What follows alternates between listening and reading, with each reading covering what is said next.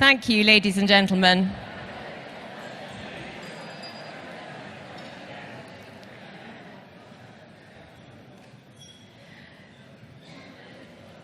So for those of you who don't know me, I'm Catherine Franklin Adams, and I'm chairman of tennis here at the Hurlingham. So on behalf of the tennis committee, the events committee, the house committee, chairman of the club, and indeed all of the committees here at the Hurlingham, it gives me great pleasure to introduce Judy Murray.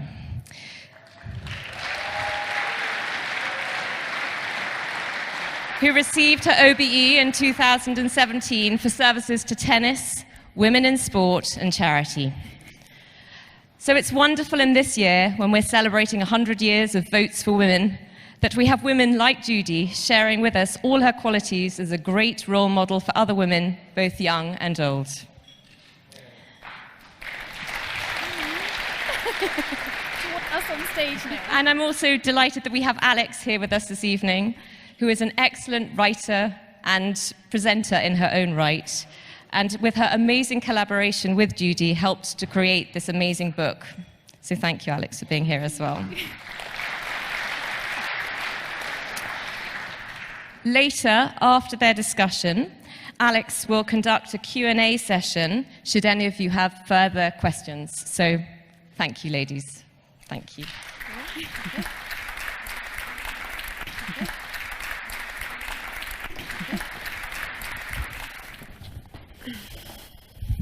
Hello, I'm Alex. This is Judy. In case you didn't know that.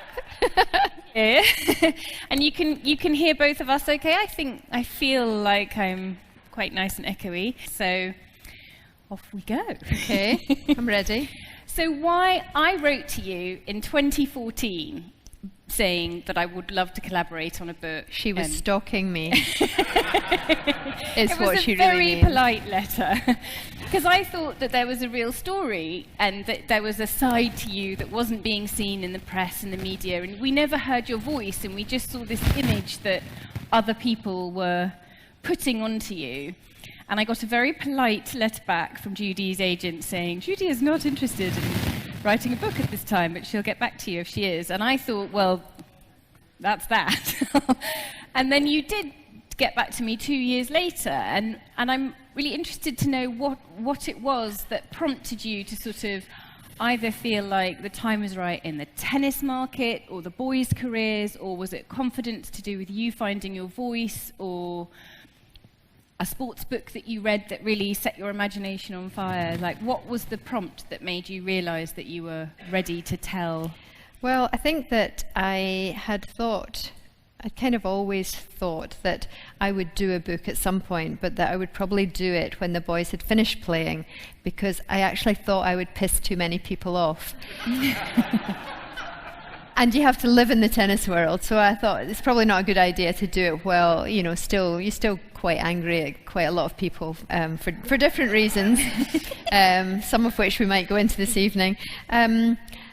But over the next probably the next sort of few years since I got the letter from Alex, I was really approached by so many parents and women in particular asking me, when are you going to tell the story? When are you going to tell the backstory of Andy and Jamie's success?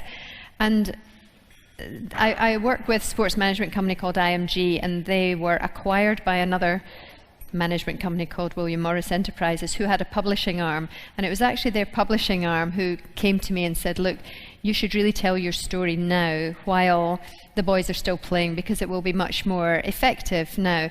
And so it was really them who persuaded me to do it. And then, you're entering into a world that you don't know, the bookie world, and you are interviewing publishers, and I chose the first ones who pitched to me because they brought me a cake. Oh, it was a great cake. And I said to the management people that were with me, I said, you might have to help me here because I really like them. They were all women, 5 women, and they made me a cake. And they had done the research. They knew exactly what was my favorite cake. Victoria sponge. They were the stalkers, not me. Yeah, well, you came later. All right. But yeah, and I really enjoyed them. I've always enjoyed working with women, and they were the first ones who pitched to me. There was about 5 or 6 different companies throughout the course of the day, and I went with them, and they've been great to work with, done a great job, and then the next stage of that was to put some authors or potential proper writers in front of me, and one of them that they suggested was Alex, and Alex said, I don't know if you remember me, but I wrote you this letter, and I'm thinking, stalker alert, and I thought, I have to go with her because she was the one who first pitched, and anyway, we had a very nice, well, I had a very nice time. She actually did all the work. She turned it into a story. I probably could have done quite a boring chronological account of it myself, but you turned it into a story, and it was just a great experience for me because it made me think back to where we started, and it made me realize when you're in it, you don't necessarily feel the same about it, but looking back, you realize, you started out as a volunteer coach at our local tennis club when my kids were toddlers. I didn't know how to coach, but I had been a player. There were no coaches in our areas. And then when I looked back and started talking through all the different chronological chapters, and you realize where you ended up, it was like, how did that happen? I still don't really know how that happened, but it did, because you would never have imagined that. You start out as a volunteer at your local club. You have a huge passion for tennis. You find you really enjoy teaching.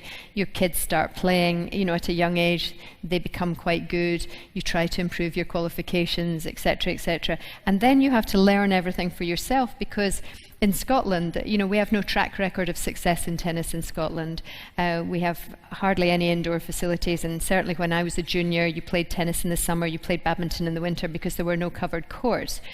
And when my kids were small, there were still no covered courts, so if they wanted to play in the winter time, it was school gym halls, with the polished floors and the lines against the walls, and yeah, absolute nightmare. But it kept them playing through the winter.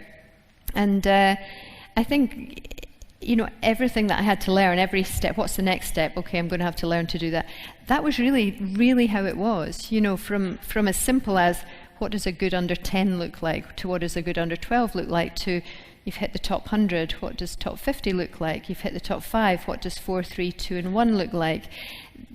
And it was really all just learning, because there was nobody to learn from in our country. Nobody had done it before, and really probably nobody was particularly interested in what we were doing in Scotland until a lot of the Scottish kids started winning many of the national age group titles under 12 particularly, and then people started to come up and tell me what to do, which is not really a very good idea, because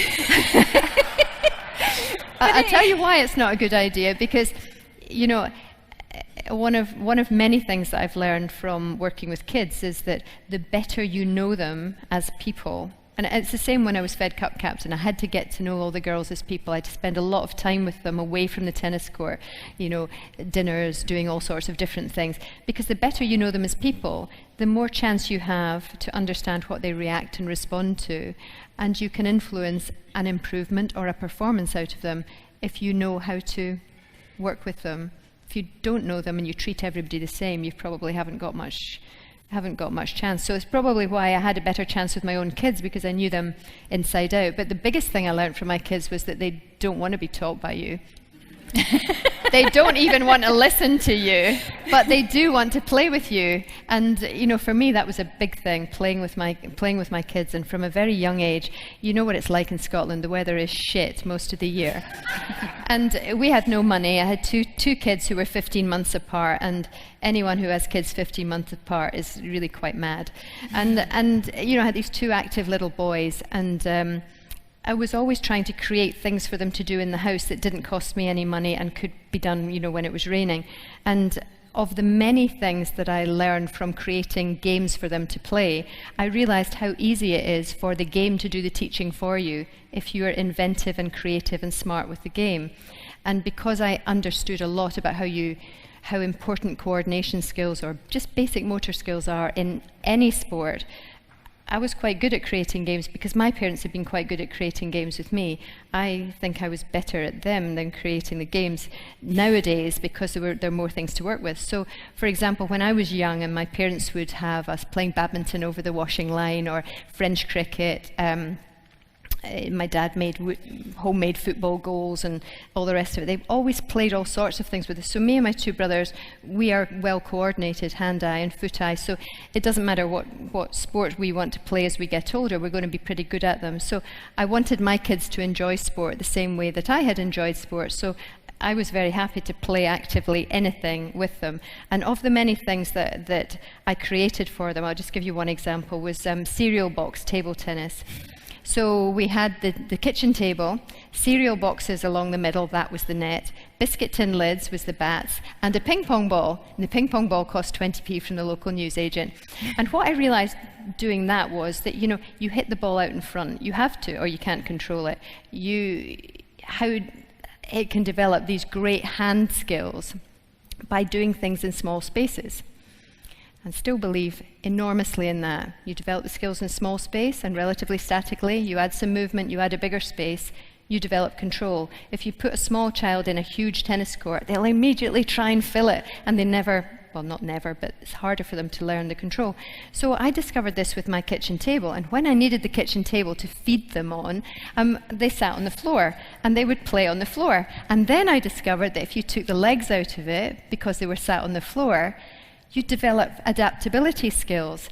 And in tennis, well, in any ball sport, the ball never adapts to you. You have to always adapt to the ball. And I thought, this is great.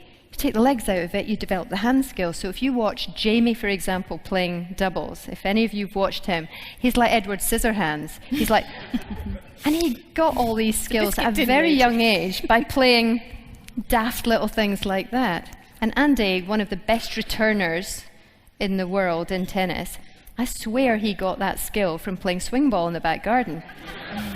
I do, 2 hands on it, boom, boom, boom, boom. And he was better than me at 3.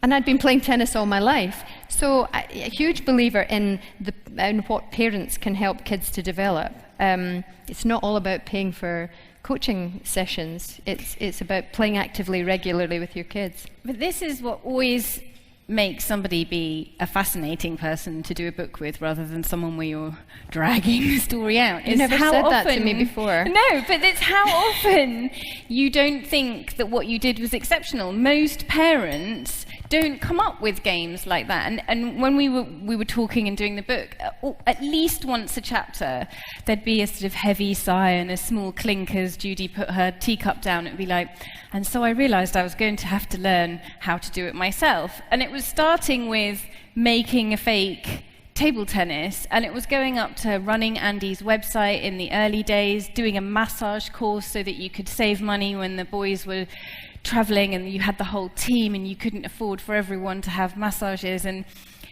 that's how you get to be an exceptional family, is not by going, ooh, who can I hire to do this? Or I'm just going to go on the internet and find the quickest way to do this. You came up with solutions, and it's as much a book and a story about tennis as it is about imagination and parenting and sort of communication. Because like you were saying, with children, you need to know them before you can teach them effectively. And when, obviously, to begin with, you had your own children in the Rainey house, but quite quickly you were running things with the tennis club, and you were doing everything from, with no internet and no convenient Facebook groups. You were having to ring round and handwrite schedules and everything, but you were also buying baps for the barbecue after the matches and making sure there were enough little board games and things to keep the younger siblings occupied. And when did you realise that this was sort of running away with you a bit? Things were getting... Yeah, I think so. When my kids were small, we had moved back to Dunblane from Glasgow, and to be nearer my parents to have help with the kids. And my kids were driving me nuts because I'd had to give up my job when Andy was born, and I was a sales rep for a confectionery company, and the job had a car with it, so I gave up my job, the car went back. I was back in Dunblane, where it felt like I only knew my mum and dad's friends, and I was away from my friends, I was away from my tennis club, so I went round and rejoined Dunblane Tennis Club, where I'd been a member when I was a junior, and discovered there was still no coaches, there was still really no setup for the kids at the club. And so I started to volunteer, and I really just did a couple of hours a week with some of the older children, and I could only really do it when my mum could look after Jamie and Andy. And we were lucky because we had quite a good sized club room at the club, and we had a park across the road that had a duck pond, so they were always perfectly happy with that sort of arrangement, that she would sort of look after them either at the house or in the club. And as more and more parents approached me to do sessions with their kids, and I'm not saying coaching sessions because I wasn't a coach, I taught the way that I learned to play, which is basically playing the game with them. Nowadays, I think there's too much coaching. I think kids are programmed into too many activities from a young age, and they're not necessarily taught to think for themselves and solve their own problems. And I never was coached. I always learned from my mum and dad, first of all, and then the other kids and the other adults at the club. So I taught the same way that I learned, so I taught them to play the game. So if you see you will know how my kids play. They're very tactically smart, and they have huge variety in their game, because that was what I always enjoyed watching, and that was how I enjoyed playing. And so as more parents asked me to do more sessions with their kids, I had to trade tennis sessions for childcare. Don't judge me. Because we had no money, and I was happy to do it because it was fun for me. I really discovered that I really enjoyed teaching. But it really, I had to say to the parents, well, you need to look after Jamie and Andy in the clubhouse or at the duck pond or in the park and so forth. So, and that was, I started to do a bit more. And the more I started to do, the more I realized the kids need to have competitions to play in. So whether that was local leagues, or I actually started learning how to run competitions at the club. So whether that was kids competitions, adults competitions, or adult and child competitions, and created a competitive framework. And of course you can't do everything yourself. The more you create, the more you need help. Who's the perfect people to help you? The parents, because nobody wants things to happen more for their kids than the parents do. So I started a parent workforce, so they did everything from running the cafe to sharing lifts, to competitions, to running matches, to putting results in the local papers, all that kind of thing. And a few years later, I graduated from the club into our wider district, which had 14 clubs in it.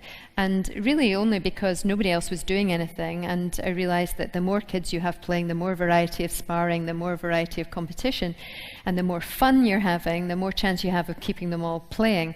So I started to move into a sort of slightly wider area, but still doing it more or less on a voluntary basis. And it was the same thing, parent workforce. Bring the parents in, yeah, we can do all of these things, but you're going to have to help out. And during that time, I upgraded my coaching qualification that I'd done before I went to university. I did it as a means of making some extra money on the weekends and never really used it. So I upgraded it to the next stage.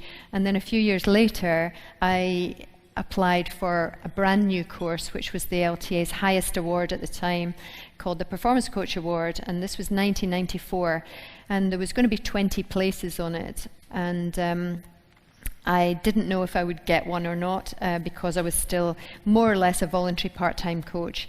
But I applied for it because I realized that if I invested in myself, I was therefore investing in all the kids in the area. Because if any of you learned how to play like me, you had the Eastern grip forehand, flat as a pancake, single-handed backhand, lovely bit of slice, and you didn't understand double-handed backhands and topspin serves and all these Western grips that the kids were starting to use. So I applied for this course, I got a place on it, and discovered that there were 18 men on it and 2 women, which is not a comfortable place to be, especially if you're a relatively young mom who's only working part-time. And all of the workshops for it were down south, which means that if you live in Scotland, there's additional time factor, and there's also hugely additional costs to being based up there. So for us, it was a big challenge, but I really wanted to do it. And I turned up on my first workshop in Basingstoke, and one of the tutors said to me, within the first hour of being there, and he said, "Hi, I hope you're going to enjoy the course. You're very lucky to have a place on it." And I said, "Yeah, I'm aware of that." And he said, "Yeah, we had to turn a lot of men away." and so I was really thinking to myself, I was so uncomfortable, and I thought, what do I say here? And he just kept going. He said, "Yeah, we actually had a written complaint about you getting a place on the course." He said, "This guy said, what could she possibly offer to performance coaching when she has 2 kids?" So, it really affected me for about an hour, and then I went into fuck you mode.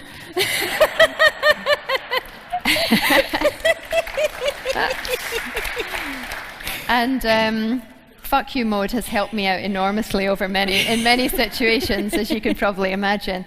But it's quite funny because sometimes I see that guy around the tennis world, and I always go out of my way to go, "Hi."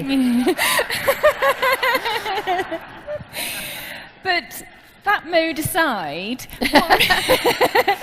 what really comes across in the book, and when you talk about coaching, whether it was 20 years ago or this week, is that there's no point in just learning technique and approaching it as training if you don't have joy. Like, the boys wanted to play tennis because they loved it, and that was how they got good at it. They didn't learn to love it by being told to get better and better at it. And that's something that it so comes across. Like, there are sort of 3 strands in the book. There's the family story and that their sort of rise, and then there's your kind of journey from being a mum to being this sort of figure slightly without a voice in the media to somebody who was happy to speak up. And then there's the campaigning that you do, and in all of them you do have this sort of passion is the thing that will keep you going. That's what will get you out of bed when it's a rainy day in Scotland, or you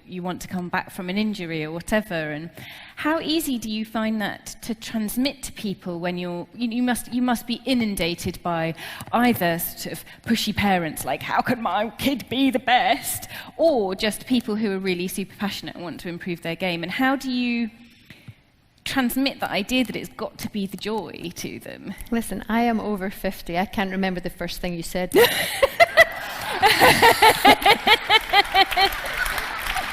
If you give me too many things, I'm like, ah. It was a bit like when I did Strictly Come Dancing. My poor old partner, Anton Dubek, he had to get used to this, which means I have no idea where to put my feet next.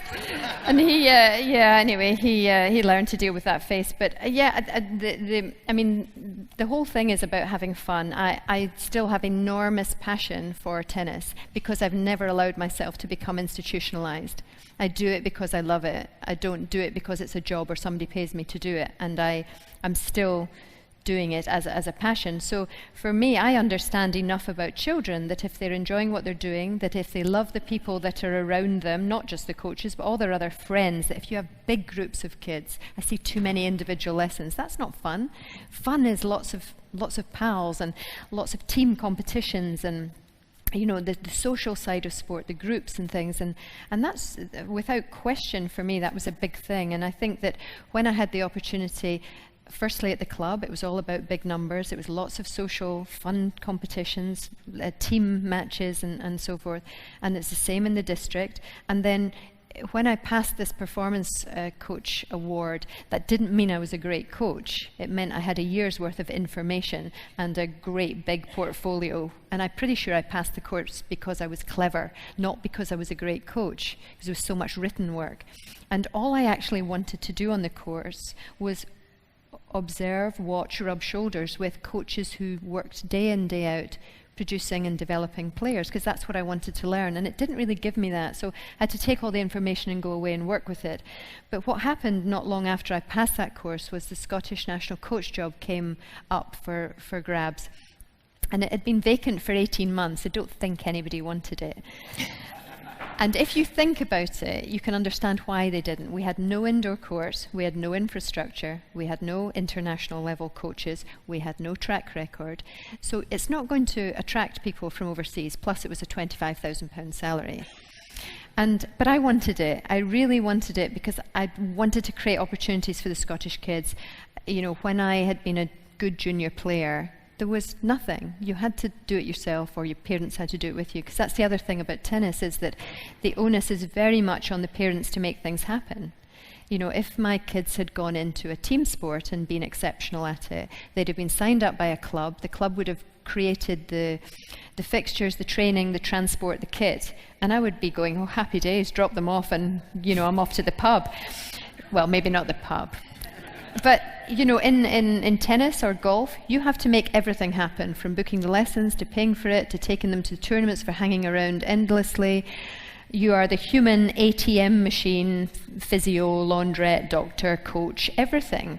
And it's incredibly difficult. It's time-consuming, it's financially stressful. And yeah, it's not easy. But so the national coach job came up, and I was persuaded by the woman who was the secretary of the Scottish Tennis Association at the time. She persuaded me to go for it, because she said, you've got the passion to do it. Look at all the things you've created and blah, blah. And I just thought, oh, no, it's too big. I wouldn't be able to do it. My kids were quite small and I was worried about it. But I really wanted to try it. Anyway, I applied for it and I got the job. And there was only 4 of us worked in the Scottish Tennis Association at the time: national coach, development manager, and a secretary and an assistant secretary. That was it for the whole of the country. So I have my 25,000 salary, which kind of feels like a fortune, but it's really not, as you know. And I had a budget for the whole country of £90,000. This is 1995. That's everything from age 7 right through to the seniors. I had no staff at all, and an indoor centre had just opened at Stirling University that had 4 courts. That was it for the whole country. And if you can't play all year round, you can't coach all year round. And if you can't coach all year round, nobody aspires to be a great coach. So our coaching workforce in the field was very weak. So we're really starting with a backdrop of nothing. And that wouldn't appeal to many people, but it quite appealed to me, because I thought, right, okay, here we go. And so I knew I had to start small, and I started with 20 children aged between 7 and 11.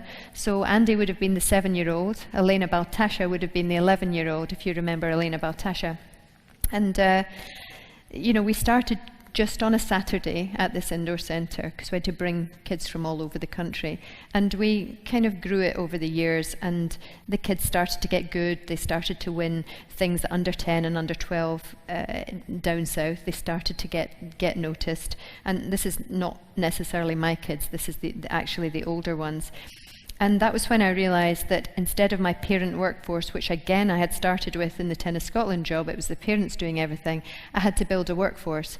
So I applied for some money from Sports Scotland, and they gave me £10,000 a year for 6 years in a row to build a performance coach development programme. I didn't have a clue what I was doing. I had to go by common sense.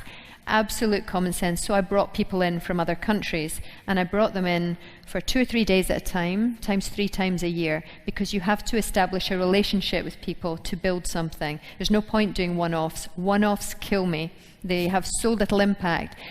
And so I brought in the technical director from the Belgian Federation, and he taught me loads about analysing technique and, you know, developing players technically through the different ages, injury prevention, common tennis injuries and so forth. I brought in fitness trainers from down south. I brought a mental skills tennis expert in from the States, and basically I was educating myself as much as educating the 6 young coaches that I took under my wing.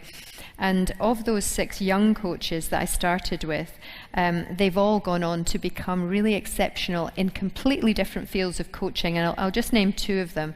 One was Karen Ross, who coached Gordon Reid, who was the world #1 wheelchair player year-end 2016. And she heads up disability tennis for the whole of the UK. And the other one was Leon Smith, who heads up men's tennis and is our Davis Cup captain. So he started with me when he was 20, and he had the bleach blonde Beckham curtains and a diamond in each ear, and he was a good county level player, and all the kids thought he was the dog's bollocks. in a way that I would never be the dog's bollocks. And actually, you know, and so I mentored him most of his adult life, and I'm very, very proud of everything that he has managed to achieve and continues to achieve in what he's doing. But he did a lot of work with Andy at a young age, because you get to a stage where you realize it's more important to be the mum than it is to be the coach. So actually being able to take somebody under your wing who you are supervising to help your kids and the other kids was actually a smart way to go. But to go back to the fun element of it, you know, from piling them all into minibuses, I am such a good minibus driver.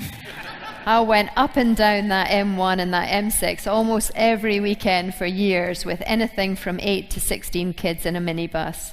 No, 14 kids, you're not allowed more than 14. Sometimes on my own, which you wouldn't be allowed to do now, you know, it's that 1 on 8 thing, but I used to do it myself. Now I think, oh my God, how did I do that? I did like 14 of them, but I always had a mix of ages, and the older ones had to help me to look after the young ones. We had a great buddy system, and that was great fun. It was an adventure.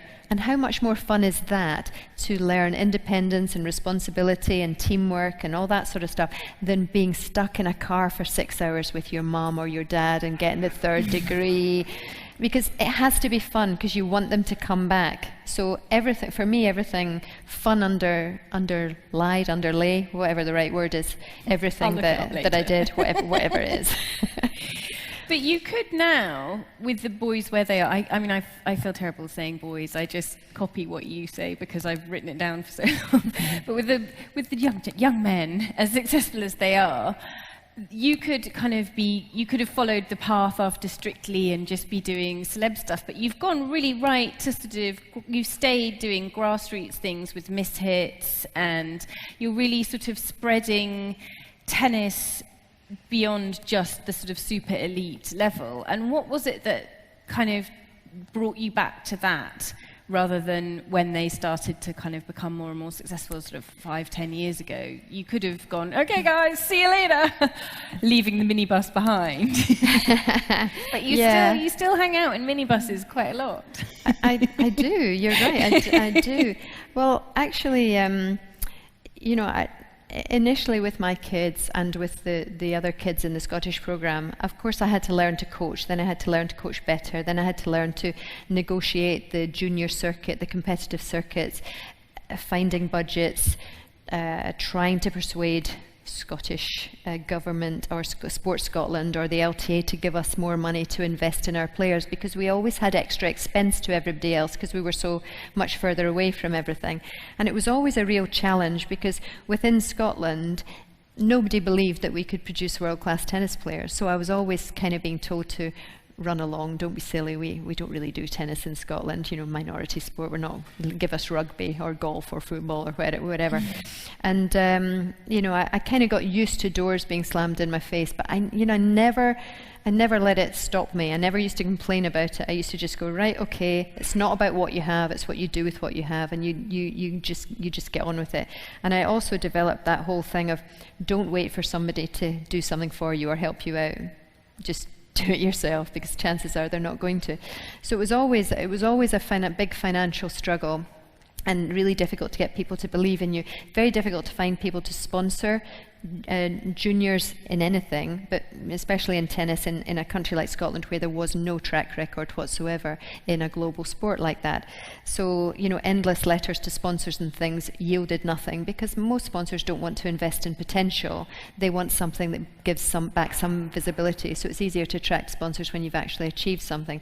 So everything, you know, in terms of that was a big struggle. But I forgot what the question was. But why you've gone back to it? It's my age. It's not the Prosecco. That's why I'm here. Why you've gone back to it with Little Mix? Oh yeah, why I've gone back to it. You could have swanned off. Because, you know, so I learned how to coach, and then... I've said Little Mix, not Mishits. Mishits. That would be amazing there. Yeah, it was, you know, once you've learned that whole bit of the junior circuit and everything, and your kids get to an age and a stage where they want tennis to be their career, you then find yourself having to learn about the life and business of a professional athlete. So from doing the massage course, which so many of the things that I learned were born out of necessity, because one, there was no money, and two, kids need somebody that they can trust. And once you start to make a bit of a name for yourself and start to make some money, all sorts of people pop out of the woodwork wanting to help you, and largely they want to relieve you of money. And being Scottish, I didn't really like that. It's like we worked so hard to be in a situation where they're making a little bit of money that, you know, you want to make sure it's looked after. So I learned how to do all sorts of things, from building websites, did a PR course to help us to understand the media, and much better, because if you remember in the early days of Andy coming through, we all came in for a really tough time from the media, whether it was how we talked, how we looked, and I was going to say facial hair, but Andy's facial hair, not my facial hair. It was all sorts of things. We just seemed to get slammed for everything in the early days, and nobody prepares you for that. Nobody helps you with it, and so you have to learn to deal with it. And of course you make mistakes and you learn from your mistakes, but that whole period was very difficult. So I took myself off and did a little PR workshop that was bespoke to me. I told them what I wanted to learn and the challenges that we had, and that helped me to understand better what it was that we were dealing with. So I can do tax returns in 3 different countries. So you know, yeah, thank you.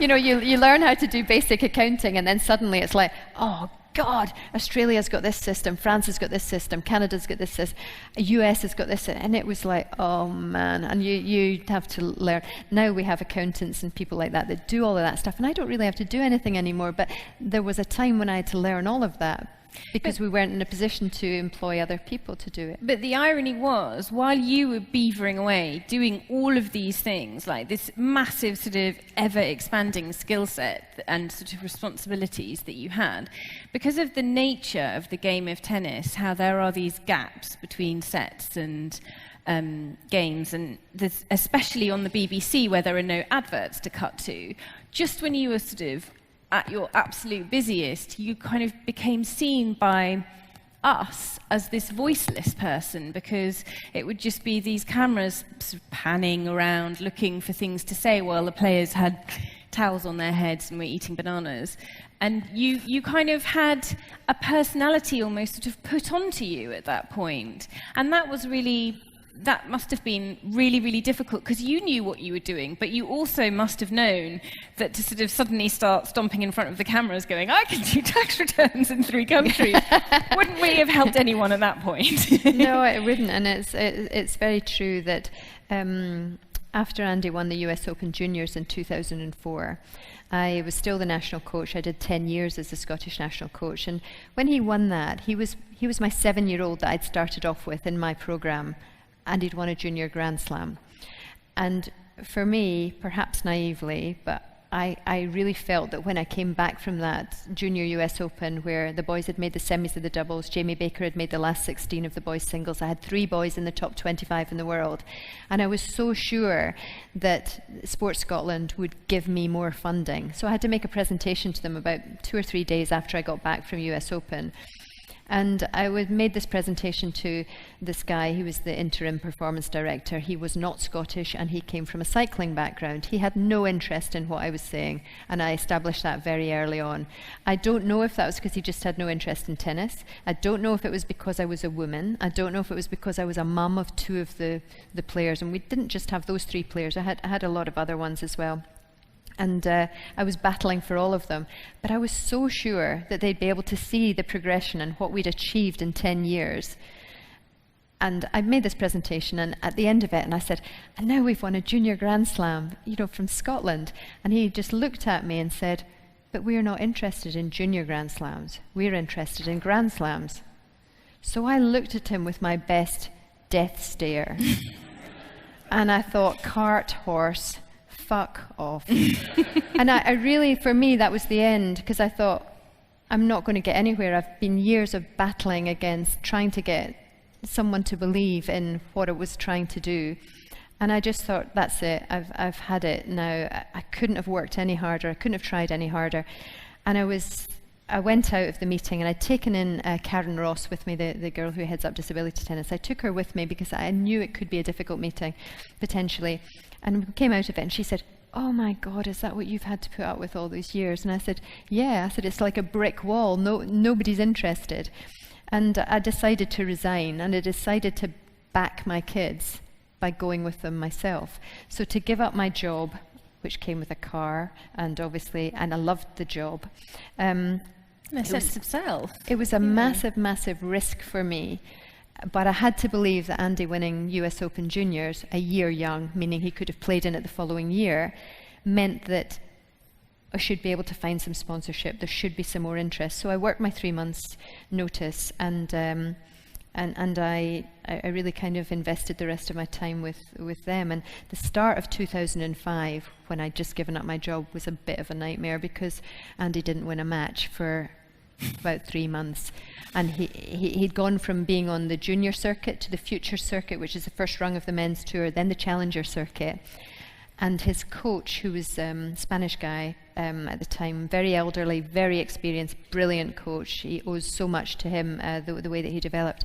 And I said to him, Pato, do you think Andy should go back to the future circuit to build up his confidence, to get some wins? Because wins usually means confidence. And he said, Judy, no. It's very bad level. He learned very quickly. Trust me. And I've had to trust coaches. I've had to find the right coaches, the right environments, the right fitness trainers at the right times. And by and large, we did okay. And so I went, okay, I trust you. But I was worried about Andy because Pato was in his 70s. He wasn't enjoying traveling with him. It was a bit like, there was no fun. You were in the adult circuit. There was no fun anymore. And anyway, by April, I'd run its course with Pato. So I went with him until we could find another solution. And, a couple of months after that, he was wildcard into Queen's, won his first matches on the ATP Tour, and then he got wildcard into Wimbledon, and he made the third round, lost in 5 sets to Nalbandian, and suddenly he's playing on the centre court. And suddenly, like you're saying, we are catapulted into the spotlight, and nobody prepares you for that. And I found things like, I'm telling you it from my point of view, that, suddenly I'm watching him playing, you're incredibly excited and stressed at the same time because he's on the centre court. And I'm so used to being there that I was clapping like above my head like this, and I watched myself on the highlights reel, as you do when your child plays at Wimbledon for the first time. And I'm clapping, and they put me in slow motion. Thank you, BBC, because even though you're quite slim, everything wobbles in slow motion. So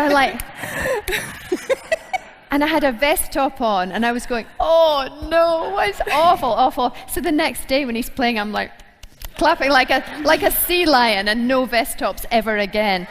But it's things like that. Paparazzi in vans outside the little flat that we were staying in, people doorstepping you, and it's nobody and nothing prepares you for it. There's no manual that tells you what's going to happen, and it was a real challenge. So actually operating at the top end of the game isn't as much fun. It's much more stress than maybe you might imagine. And in 2016, after I'd done my 5th shift as Fed Cup captain, which was a massive experience for me, a huge confidence builder for me when I was offered that job, because I had largely become, when I stopped being national coach for Scotland, I'd largely become Jamie and Andy's mum. She who sharpens her elbows when she goes and watches them playing, she who never smiles, and all this sort of stuff, all this horrible press that I used to get because the media built me up to be the ogre tiger mother that's over competitive, she's aggressive, she's this, she's that. And I used to have to read all these things about myself by people that I'd never met and think, nothing like that. But anyway, they press painted this picture of me, and of course I was like you say, you have 20 seconds between the points, you have 90 seconds at the end change, and at Wimbledon no ad breaks, so the cameras need somewhere to go, and we were all brand new, so we found ourselves under the spotlight in the player box without asking for it. So tennis lends itself to that in a way that if my kids had played cricket or something else, they would have never seen me. So that was quite hard, but I never ever retaliated to anything. I never reacted to anything. I just kind of just got on with it. And my common sense would tell me that the people who wrote it had never met me. They didn't know me, and the people who matter are your friends and your family and so forth. So put up with that actually for a very long time. And I think the worst time for me with the media really was in 2012 when Andy lost an Australian Open final. It was his 4th Grand Slam final that he hadn't won, or 3rd maybe. And Boris Becker wrote this article for The Express, and of course you get paid for it, you know, it's an opinion piece, and it was on the front page, and it was, Andy will never win a slam until he ditches his mum.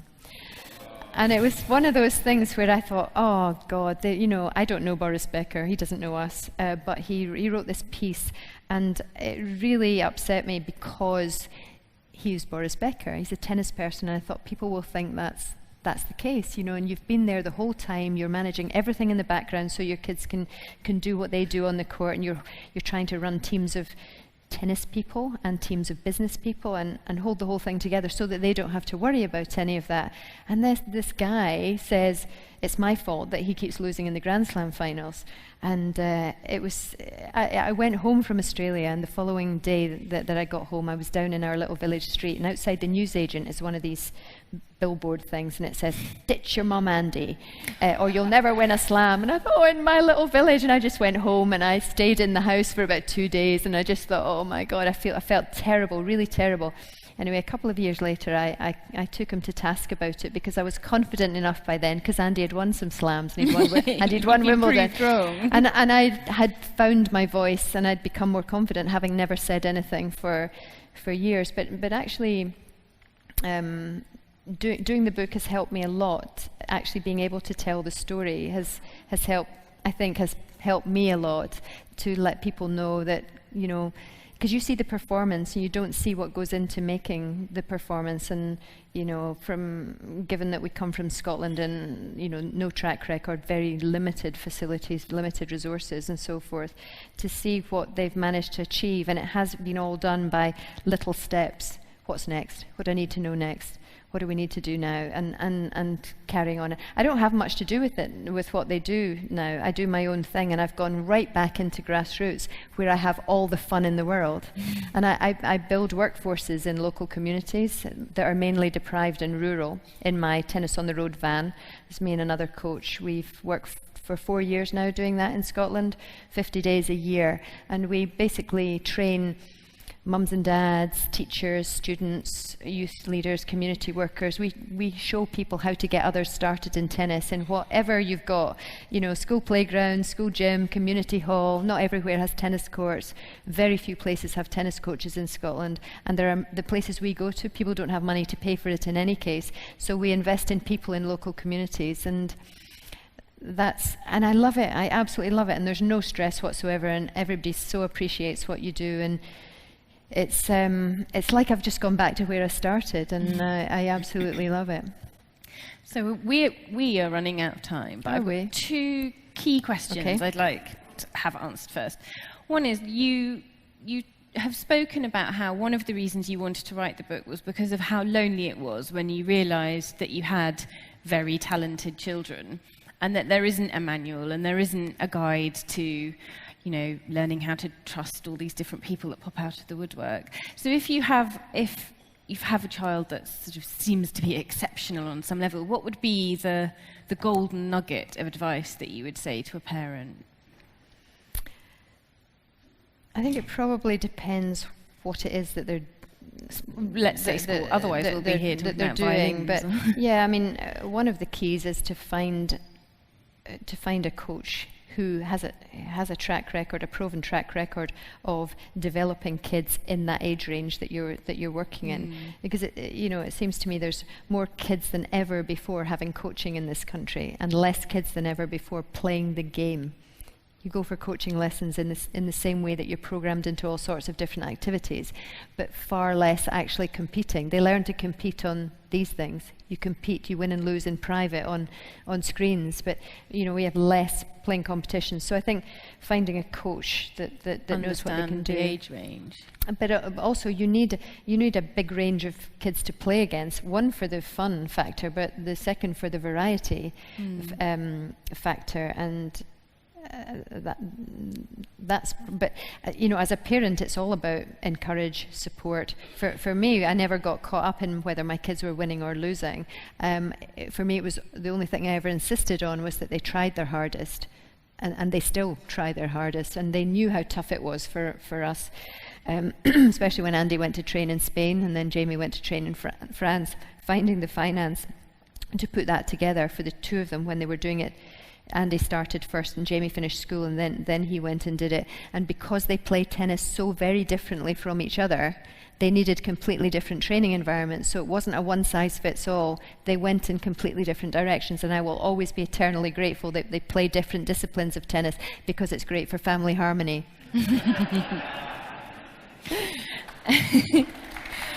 And finally, the grass season's just beginning, and you've got a new grandchild and all these things. So what are you looking forward to now? What do you have goals left that are personal or for the family, or are there things you'd like to achieve in the tennis world? Like what do you look forward to? Well, I think one of the things that I got involved in after I finished doing, well, actually during my time as Fed Cup captain, I'm very competitive, in case you hadn't noticed. And, when I took Fed Cup captaincy on, of course I want to learn all about the women's side of the game. I want to get to know our players, and I want to understand what do we need to do to win the Fed Cup. And we've been languishing in one of the lower zones for many, many years. And we just don't have strength and depth in the women's game. And I understood that actually we need to get into the world group, so we get home and away ties, so we can use the home and away ties in the same way they do with Davis Cup to build a fan base, to promote the women's side of the game, and to promote our female players. We haven't managed to get out of that zone yet. We've come close a few times, and unfortunately we've never been able to field our strongest team in any of the playoff matches, or certainly not when I was the captain, and that was a real frustration for me. But really, if you have a top 5 player and a specialist doubles player, you could win the Fed Cup just with those two players, because by and large that's how we won the Davis Cup. So we now have Conta, although she slipped a bit recently, but she did get up inside the top 10, and she has a game that can survive inside the top 10. So we need to develop a backup doubles player. But for me, that doesn't interest me anymore, because I think that's short-termist and it's just the top end of the game.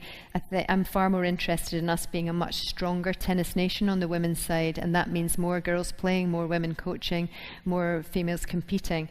And so I started out Miss Hits, a little program for girls aged 5 to 8, which is a girl-only program delivered by female coaches, because it's a fun program, a fun product, very girl-specific, music, dancing, lots of things that little girls like, all wrapped around the skill-building activities. Because nowadays, kids come into tennis without the coordination skills that you need to play it because of this. Because it's so sedentary, the things that are trendy to play with. So we get more overweight and less coordinated kids around. So as sports coaches, we're having to develop those kind of core coordination skills before we can get them to the game. So I created Miss Hits about 4 years ago. We now have, it's for little girls aged 5 to 8. It can be delivered in an indoor space. It doesn't need an indoor tennis court. It doesn't even need a tennis court, just a room will do. But it had 2 functions. One was to get more little girls coming into the game, because we had 4 times as many boys coming in. We just weren't getting girls coming in. There's so many things competing for kids' attention nowadays that if you don't make it fun and specific to what they enjoy, you're just going to find something else. But the second part of it was that it's a great starter product for anybody that you might be encouraging to get involved in delivering activity. So it's perfect for new start female coaches. So we've been doing that for about 4 years. We have about 400 coaches trained up and running it, and we're now operating in about 8 different countries overseas through our online course, and by invitations to go and deliver it to other governing bodies, and that's great fun as well. And the last thing that I did, I created for the LTA a program called She Rallies, which is all about building a bigger and stronger female workforce. We kicked it off with a female conference, first ever female-only sports conference with 7 female speakers and only female coaches. Did that last February. Followed it up with training up 26 part-time ambassadors across the country. And part-time works perfectly well for women because many of us have children, many of us don't want full-time, but we want sense of belonging, we want something that's there for us. So actually bringing women together, they don't have egos, they network, they share much better, and you make them part of something. And 6 months later, the LTA took on another 30 because it had been so successful. So we now have 56 ambassadors across the UK. And the third part of that little jigsaw was to bring in, actually brought in an Australian female coach to educate our male coaches, because 80% of our coaches, probably a bit more than that, are men. So if we can show them how to work more effectively with girls and women in terms of the way they communicate and their content, then we have hopefully a much bigger success rate all around. So those have been my sort of last projects, very focused on the women's side of the game, understanding there needs to be a career pathway and more opportunities for women. And there's such a big groundswell around women in sport at the moment with all the successes of the England national teams in particular, netball, hockey, football, cricket, rugby, unbelievable. The performances are great, the visibility is great, the sponsorship will come in, the TV and all the rest, and it all has a knock on. And as tennis, we've always had women's tennis on the TV. It's always been pretty well covered. But we need to work hard to create more teamy type environments because girls like being with their friends. And the biggest thing that's going to knock girls out of doing any kind of sport is if their friends give up. So we have to make it a stimulating, fun environment that keeps them together, regardless of what level they play at. Too much, I think, in this country has been aimed at performers. 99% of our players will always be recreational. So we have to. And so that's why I've just gone straight back into that, because I see much bigger gains longer term for the sport by investing in the grassroots. I firmly believe we won't sort out the problems that we have in performance until we sort the grassroots. And so that's why I've gone back to doing what's fun. You've gone back to go forward. To share, to share. I got like 30 years I've been coaching, and I pretty much learned for myself, and I have my own philosophies, and I'm so open to sharing it all, and not everybody is. A lot of people keep things to themselves, and my intellectual property, I'm not giving it to you. And I don't, I share everything, and yeah, I would love to see us being a strong female tennis nation on the ground, as well as up there. Thank you, Judy.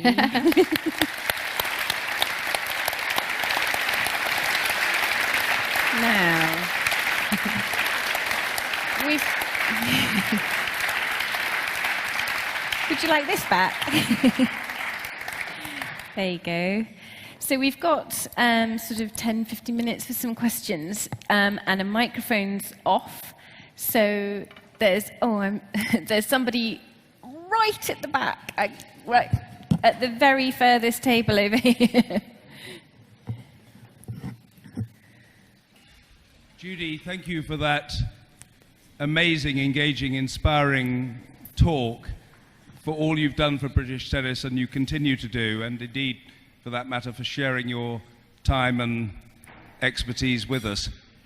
I wonder if you might be willing to say something to us about Park of Keir, specifically your intended community facility in Scotland to give more children and young people, including children and young people from disadvantaged communities, the chance to play and hone their skills in tennis and indeed in other sports. A non-profit making objective on your part, which many people think is a testament to your values of trying to give other people the opportunities which you, through your own endeavours, have been able to provide for your own children.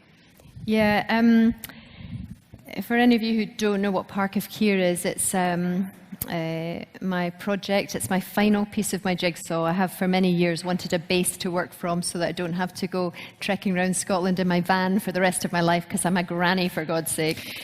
But Park of Keir is a multi-sport complex. It took us 5 years almost to get the planning permission on it. It was a bit of a sensitive site in terms of being greenbelt, but it was a perfect site. It was right in between Dunblane and Bridge of Allen, which were the two communities that I grew up in and the boys grew up in.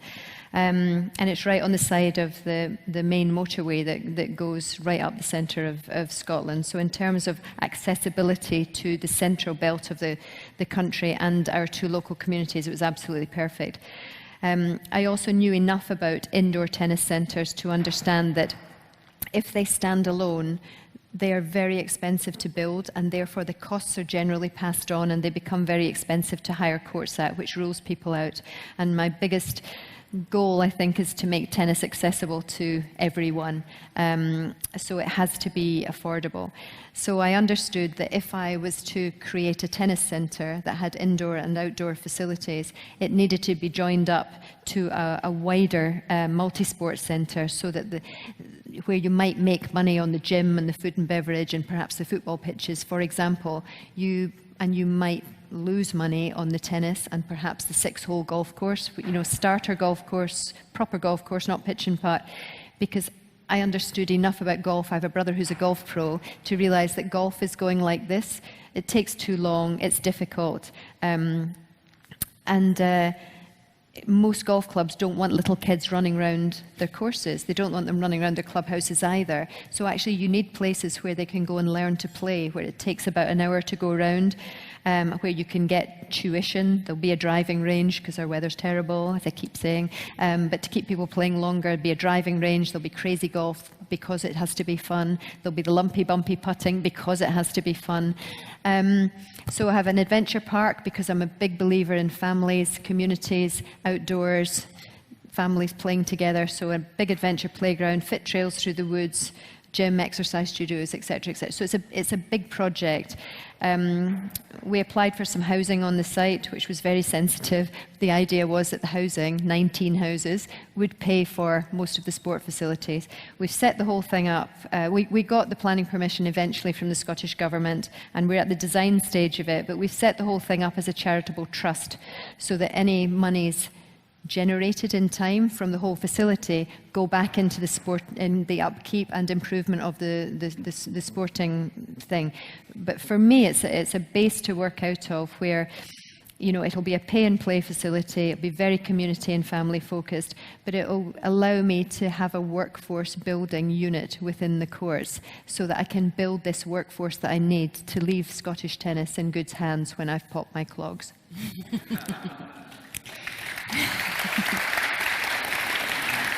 Are there any questions on this? Yes, there's a gentleman beneath the rowers there. Thank you very much. I'd like to thank you very much for this excellent talk, and also for producing two great champions, because we waited such a long time for that. And we feel proud of Andy and Jamie. It's fantastic what they've done, and I hope they continue to do, because they've still got 7 more years in them. So, and I was thinking maybe after you can then work on the English football team, which should be another thing too. I had 2 questions. One is to ask you, you've watched so many of Andy's tennis matches, which one you enjoyed the most? And the other thing I want to ask you is what impact you feel Ivan Lendl has had on Andy, because I think that his game transformed when Ivan came on the scene. Thank you. Yeah, thank you.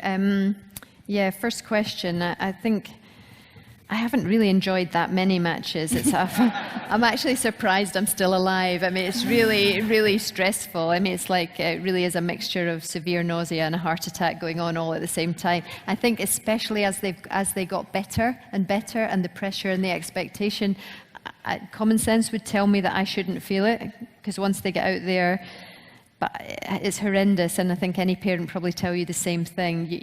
It's called the righting reflex. We just want things to go right for our kids, and anyway, it's very, very stressful. But I would say probably the most impactful match for me, will probably surprise you, that insofar as it was anything where the boys play together is always much more impact for me, because it's like there's my kids and they're playing together.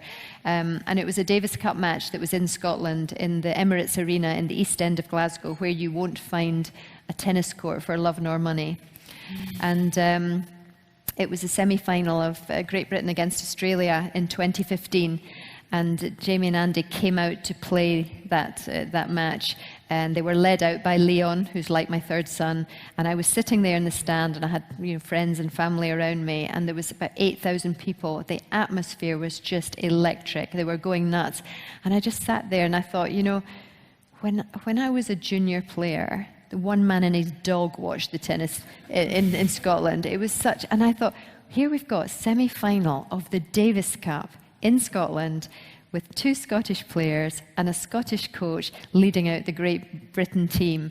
And I think I knew that if they won that doubles match, they would probably win that tie.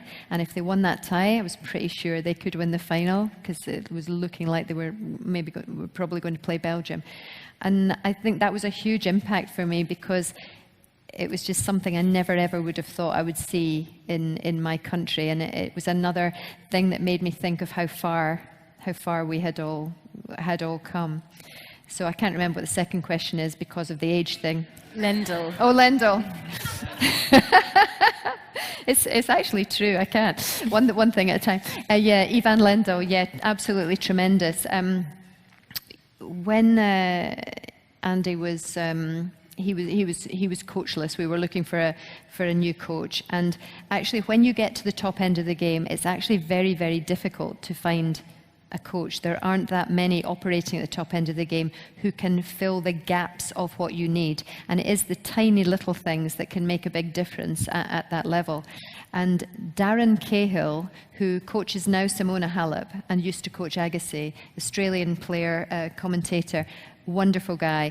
He had done some work with Andy over the years as part of his job as an Adidas consultant, and we approached him to see if he would be interested in doing that. He didn't want a full-time commitment with anybody because he had 2 young kids, and but he said, let me help you find someone. And the thing is, I would know lots of people on the tennis circuit, but I wouldn't know how they work because I've never worked with them. So you might know them and they might be very nice, or they might be very experienced, but it might not be the right fit. You need that fit of personality fit, because you're spending every day and every dinner and every breakfast probably with them, as well as the skill set, the experience, and the expertise, the knowledge.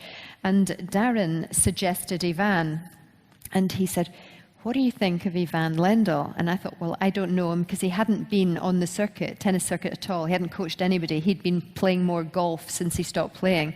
And I thought, Ivan Lendl, that guy that never smiles and played like a robot. And I was thinking, he doesn't play anything like Andy. He won't understand Andy's guile and all the rest of it. And I'm thinking, why does he want to come back into tennis now? And why would he be interested in everything?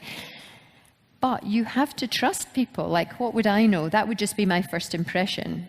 And so I said, okay, if you think he might be interested. And so he set up a meeting between Andy and Ivan, and they went off and they had lunch together in Miami or somewhere near Miami, just the 2 of them. And then Ivan agreed to spend 3 days with Andy on the court to see how they got on.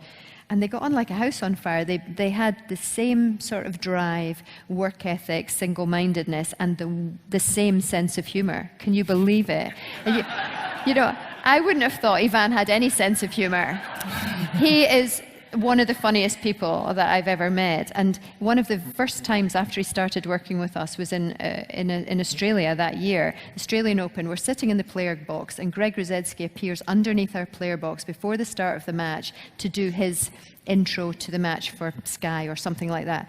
And Ivan takes out a bottle of water with one of those sports caps on it and starts pouring it on his head. And he's on air. And I was just like, I can't believe the guy's doing that. It was just absolutely. Anyway, I loved him from that moment on. And he was great fun. But what he brought to Andy's game, without question, was improvement on the forehand, encouraging him to be more aggressive more often. But the biggest thing, I think, was the resetting of the focus when he started to be distracted by something. If he was distracted by an idiot in the crowd, or losing a break point, or a silly shot, or a bad choice of shot or something, he could quite often lose focus and lose the next 2 or 3 points. And he absolutely nailed that with them and made a huge improvement on that. Those, I would say, would be the biggest things, was the setting and resetting of the focus, and a bigger, more aggressive forehand more often. But he was brilliant. There is a lady here. Thank you. Judy, if it's not an intrusion, are you prepared to talk about the impact that the Dunblane tragedy had on your family? Yes, the Dunblane tragedy happened in 1996. My kids were probably 8 and 9, and they were in the Dunblane Primary School the day that it happened. And Andy's class was the next class that was due to be in the gym. And his class was on the way to the gym when somebody discovered what happened. They'd heard a noise coming. Nobody would have imagined for a moment what it might have been. They thought there was some kind of hammering going on. Somebody went up to look, saw what was happening, and his class were put into the headmaster's study and the deputy head study and told to sit down below the height of the windows. And the job that the teachers did that day in terms of keeping the kids didn't know what was going on, but keeping them calm and not panicking and feeding them in the classrooms and while all this was going on. And, you know, you never ever would imagine something like that would happen in your little town. Never. Quite one of the quietest places you can imagine. And, you know, it was obviously a really tough time. The town was in shock and mourning for many, many weeks beyond it.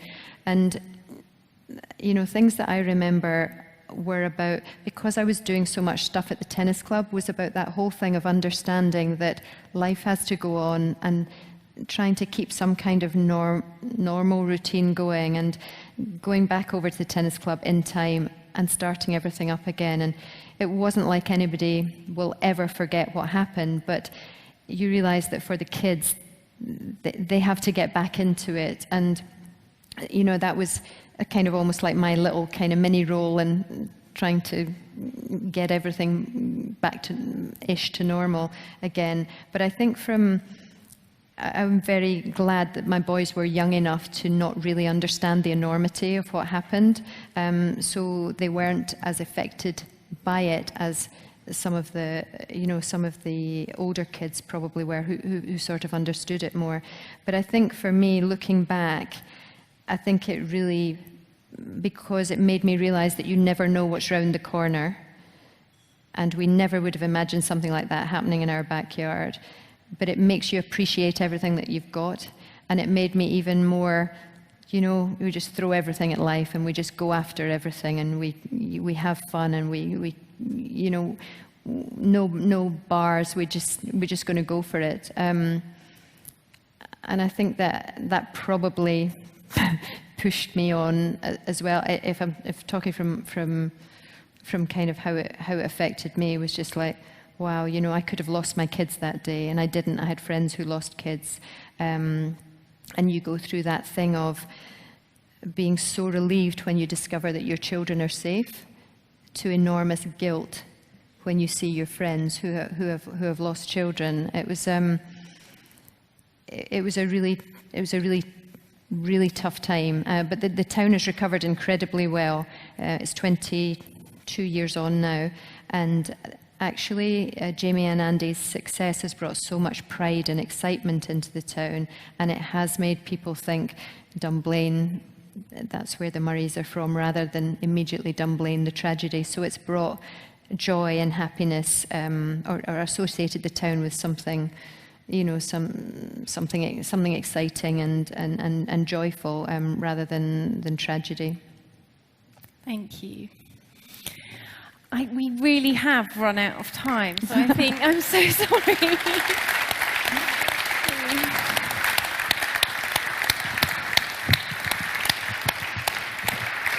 We leave it on that note of throwing everything at life. Thank you very much for having me in your beautiful club. It has been a really lovely evening. Ladies and gentlemen, Judy Murray, thank you for sharing everything.